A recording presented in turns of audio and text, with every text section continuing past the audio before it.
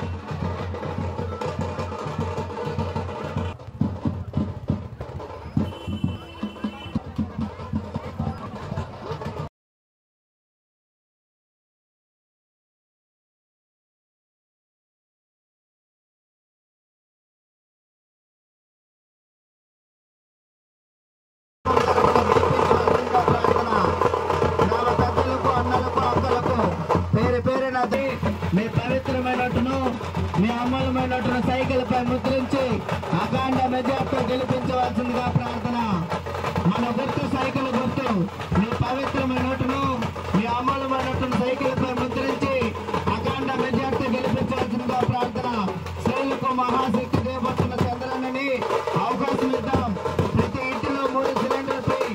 ప్రతి విద్యార్థికు 15,000 రూపాయలు చొప్పున ఇవ్వబడును. ఆలోచించండి, ఆదరించండి.